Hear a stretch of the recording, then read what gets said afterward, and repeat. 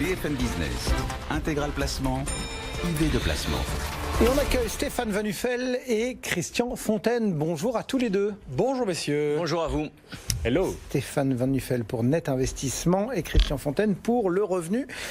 Christian, Stéphane, vous avez choisi ce matin de croiser le fer sur le thème du projet de loi Pacte qui est en cours d'examen au Sénat.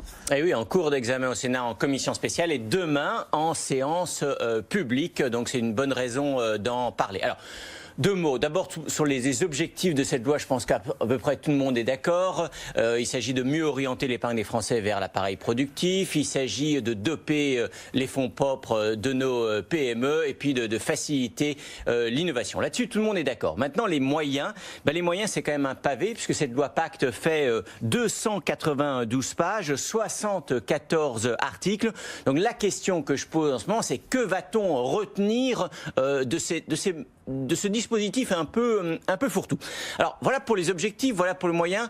Terminer peut-être cette mise en bouche par la procédure. La procédure est particulièrement longue puisque ce projet de loi Pacte a été présenté en Conseil des ministres le 18 juin. Et comme vous savez calculer, ça fait quand même plus de 7 mois. C'est long et on en est qu'au niveau de la première lecture du Sénat. Ça a été déjà adopté en première lecture à l'Assemblée nationale le 9 octobre. Voilà quelques repères. Bon, du rail, le temps législatif et pas le temps de l'économie.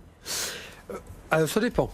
Alors je dirais que le temps législatif, il peut être très proche du temps de l'économie, c'est du temps de la finance qui va être un peu décorrélé. Parce que l'économie a plus de temps que la finance.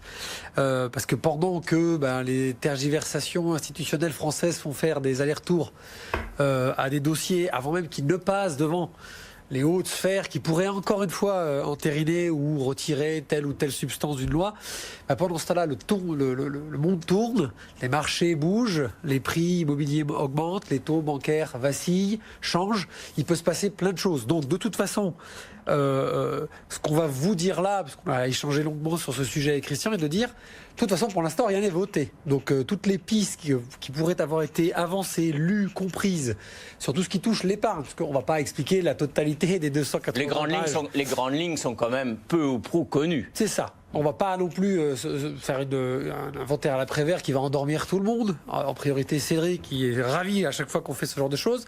Mais on va essayer de mettre un peu de dynamisme en isolant dans ce document ce qui pourrait être intéressant pour l'épargne des Français et pour la retraite des Français. Qu'est-ce qui va donc changer avec cette loi Pacte ? Alors, au revenu, il y a deux mesures qui nous semblent particulièrement intéressantes. D'abord, c'est l'assouplissement du mode de fonctionnement du PEA. Vous savez, le PEA, c'est la principale enveloppe fiscale, l'enveloppe la plus intéressante pour investir en bourse, puisque au bout de 5 ans de détention, vous ne payez pas 1 euro d'impôt sur vos gains.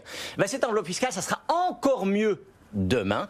D'abord parce que le mode de fonctionnement sera plus souple. Aujourd'hui, par exemple, après 5 ans de détention, quand vous retirez, si ce n'est 1 euro de votre plan, automatiquement, il sera clôturé. Demain, il pourra continuer à vivre. Et après 8 ans aujourd'hui, si vous effectuez le moindre retrait de 1 euro, vous ne pouvez plus effectuer de nouveaux versements. Demain, ça sera possible. Création d'un PEA jeune aussi, pour les entre 18 et 25 ans et les jeunes qui sont toujours chez leurs parents. Et puis le PEA PME, vous savez, qui jusqu'à présent n'a pas très bien fonctionné. Donc davantage de titres éligibles, notamment des titres participatifs et des titres obligataires. Et puis la possibilité de passer d'un plafond de versement de 75 000 à 225 000 euros. Mais attention, déduction faite des versements que vous avez fait sur votre PEA. Donc première mesure, première dispositif. Le PEA, ça vous branche. Le PEA.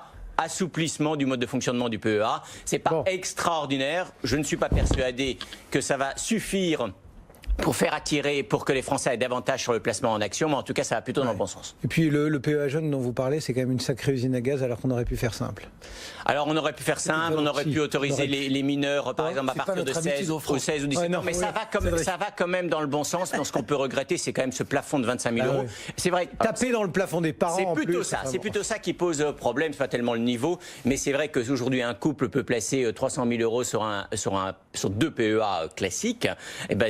Et s'il y a un enfant qui ouvre un PEA jeune, ça fera plus que 275 000 euros de versement en action. C'est un peu dommage. Et puis il y a toujours cette espèce d'interrogation qu'on peut avoir sur la différence de sollicitation à faire un PEA jeune, un PEA PME ou des PEA normaux par rapport à l'amplitude de ce que vous pouvez y mettre.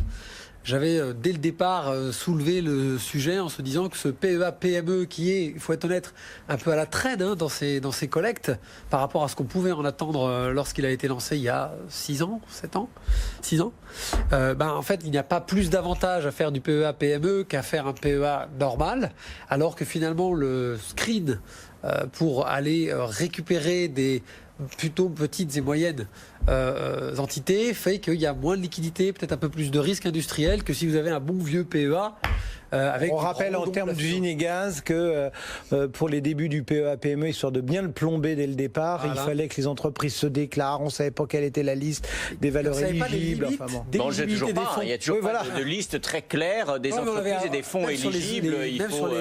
Il faut vraiment chercher loin sur la toile pour trouver ça. Et pour y mettre les bons OPCVM, un gros succès pour le PEA jeune. Lister la taille des OPCVM pour savoir s'ils étaient éligibles au PEA-PME.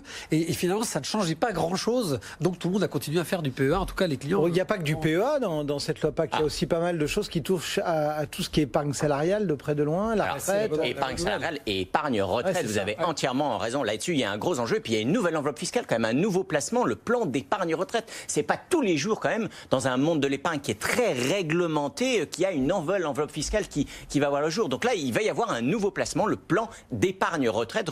Retenez bien ce nom. Alors, c'est vrai que pour les spécialistes, c'est la fusion de choses qui existent déjà, un plan d'épargne retraite populaire, le Madelin, l'article 83. Il n'empêche que ça peut créer des opportunités. Alors, si on regarde un tout petit peu les caractéristiques de ce placement.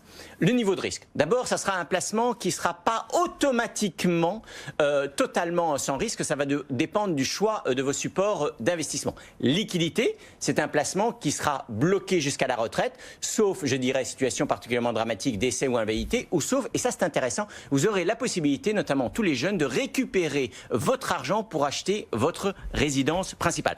La performance de ce placement, ça va dépendre bien sûr des choix des fonds, à savoir des marchés financiers et puis bien sûr du talent des gérants.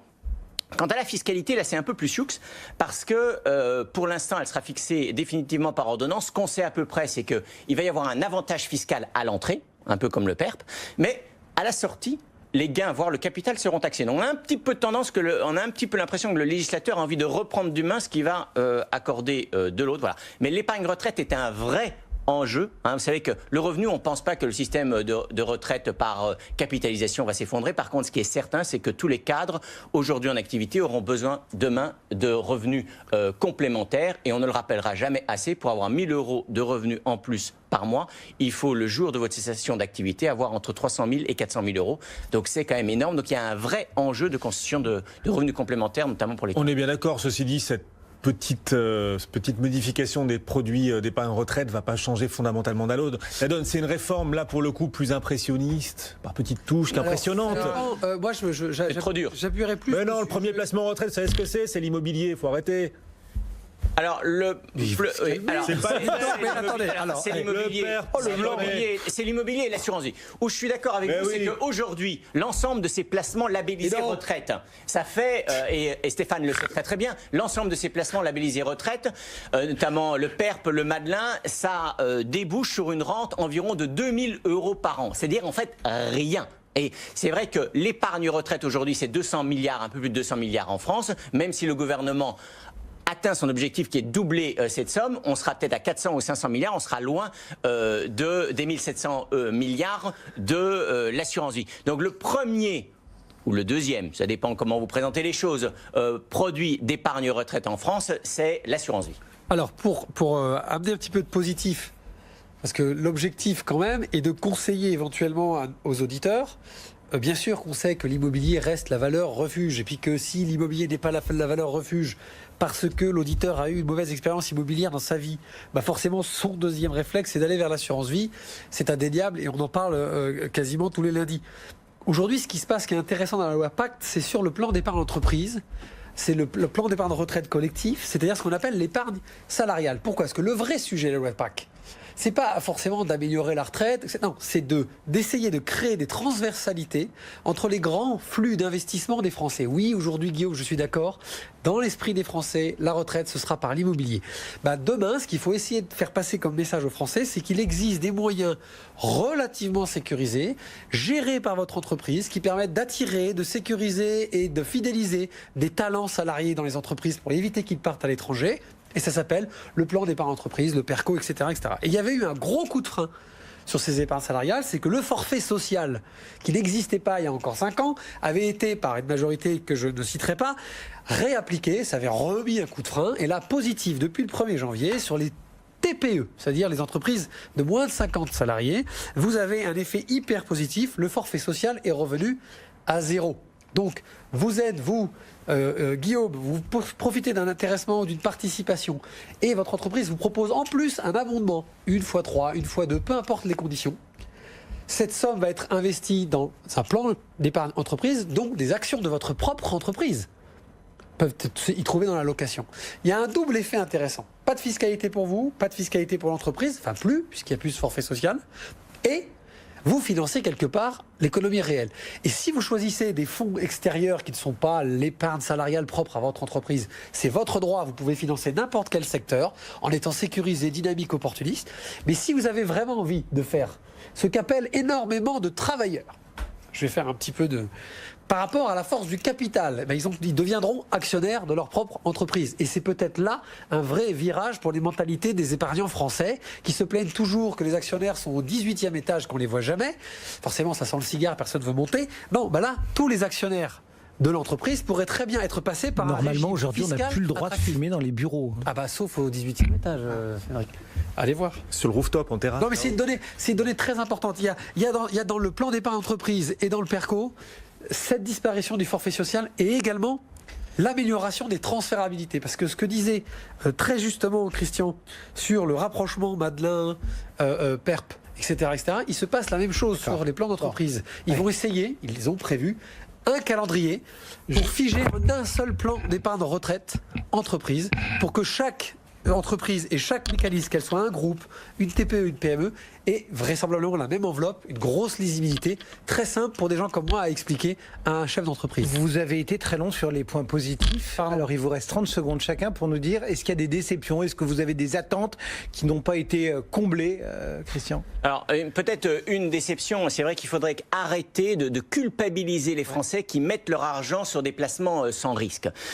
Créer des enveloppes fiscales en leur disant vous allez y mettre des placements risqués et si jamais en cas de plus-value vous ne payerez pas d'impôt sur ces plus-values, c'est ce qu'on appelle le PEA-PME et ça ne marche pas.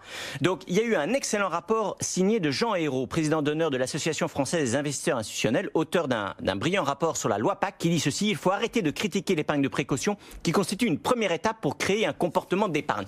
Et il a entièrement raison. Il faut certes mieux orienter l'épargne des Français vers l'appareil productif, mais il faut aussi répondre à ce besoin de sécurité. Je suis parfaitement d'accord. J'avais prévu de parler, mais on l'a déjà fait, de ce coup dans l'eau du PEA-PME, qui pour moi était vraiment très important en France, où on manque vraiment de financement pour cette vague d'entreprises qui a besoin de grandir. Est-ce qu'on parle de l'euro-croissance? Parce que vraisemblablement, dans la loi Pacte, ça revient sur le tapis. Et je ne suis pas sûr que la loi Pacte, on puisse critiquer le manquement ou quoi que ce soit. C'est juste que le sujet euro-croissance, qui a maintenant 3 ou 4 ans, il n'est pas si mauvais que ça sur le papier. Il est pédagogiquement pas du tout explicable à monsieur, madame, tout le monde. Et nous, on se confronte à la fois... On redonne 2-3 performances, là, juste pour rire, non? Non, c'est-à-dire qu'en fait, moi, à la fois par mes partenaires fournisseurs qui font pas beaucoup d'efforts pour nous les proposer et pour nous les expliquer, pour que nous-mêmes, on aille ensuite, de façon pédagogique, les expliquer à monsieur, madame, tout le monde. Pourtant, il y a une piste là-dessus. Mais elle ne remonte pas simplement à la loi Pacte. Je pense qu'il faudrait reprendre l'idée et puis ficeler ça un petit peu mieux. Puis il y a matière à polémique avec le transfert des plus-values latentes quand même de l'assurance vie sur l'euro-croissance. C'est pas terrible ça pour le coup. Oui. Donc l'euro-croissance, il est quand même très brinque-ballant. S'il y a besoin de voler les plus-values latentes pour nourrir l'euro-croissance et tenir la promesse qui reste malgré tout assez floue. Vous avez raison Guillaume, mais c'est uniquement, ça c'est un peu technique, c'est uniquement pour ceux qui transfèrent leur épargne. Donc parler de vol, c'est peut-être un peu exagéré. Les assureurs vont pas être super chauds sur ce sujet. Merci beaucoup à tous les deux. On vous retrouve tout à l'heure. Vous répondrez aux questions de nos auditeurs. Christian Fontaine pour le revenu, Net Investissement et Stéphane Van Nuffel.